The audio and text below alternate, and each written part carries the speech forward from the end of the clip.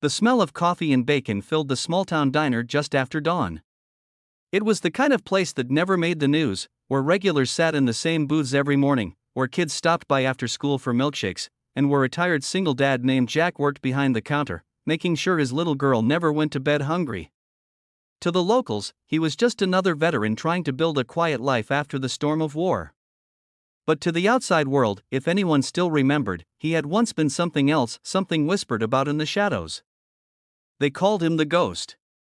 The video begins with the sound of shattering glass, a sudden cut to headlights and masked men storming through the doors.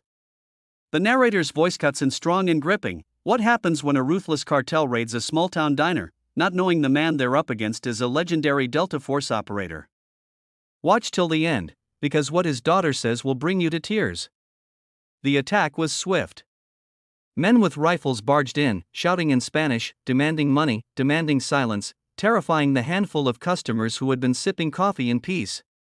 One of them grabbed the cashier, another kicked over a table. Jack's daughter, Emily, just 9 years old, froze where she sat coloring in the corner, her big brown eyes wide with fear. Jack stood motionless behind the counter, his face calm, his hands steady.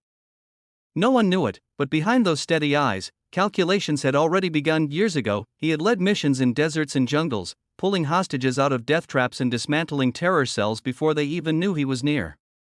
He had walked away from all of it because war cost him too much, his wife, his peace, and nearly his sanity.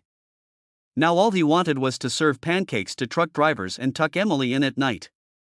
But trouble had just kicked in his door. One of the cartel thugs grabbed Emily, yanking her close as leverage.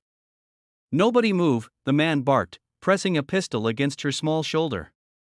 Jack's heart clenched, but his face didn't flinch. The customers cried out, some praying under their breath, others too afraid to breathe. For them, this was terror. For Jack, it was familiar ground. "Take me," Jack said calmly, stepping around the counter, his voice carrying the weight of command. "You don't want to do this. Let the girl go." The leader of the group sneered. "You? Old man, you got nothing we want. We own this town now. Pay, or bleed." Jack raised his hands, moving closer. His body was relaxed, his breathing even. To the thugs, he looked like just another washed-up veteran, but his eyes were scanning, reading angles, distances, weapons. Emily whispered, "Daddy," barely audible, but it was all he needed. Something inside him clicked back into place. The Ghost was awake again. The fight erupted in a blur. 1 second, the thug had Emily, and in the next, Jack had him on the floor, his arm twisted at an angle that snapped bone. Gunfire erupted, customers screamed, dishes shattered. Jack moved with a precision no civilian could imagine. To the attackers, it felt like fighting smoke. They swung, they fired, but he was never where they thought he'd be. 2 were disarmed before they knew their guns were gone. Another crashed through the window, his weapon skittering across the street, but it wasn't just Jack's fight. In the chaos, Emily shouted, "You can do it, Daddy." Her small voice cut through the gunfire like a beacon. The words didn't just fuel Jack, they froze the last gunman in disbelief. In that heartbeat of hesitation, Jack closed the distance and ended it. Silence followed, broken only by the heavy breaths of frightened customers. The masked men were groaning on the floor or lying unconscious. Jack stood in the center of the diner, chest rising, hands steady, eyes burning.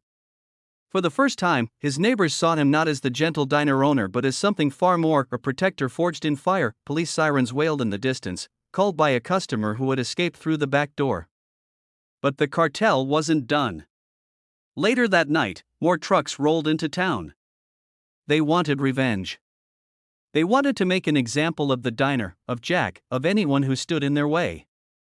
What they didn't know was that Jack had already prepared. He had reinforced the diner, gathered the townsfolk, and turned fear into courage. When the second wave came, they didn't find a helpless small-town diner. They found a community standing side by side with a man who refused to lose his home, his daughter, or his peace again. Jack led them like he once led soldiers, teaching ordinary people how to hold the line, how to use their courage as a weapon. The Ghost wasn't fighting alone anymore. The battle was brutal, but in the end, the cartel fled, broken and humiliated. Jack's diner stood tall, scarred but unbowed.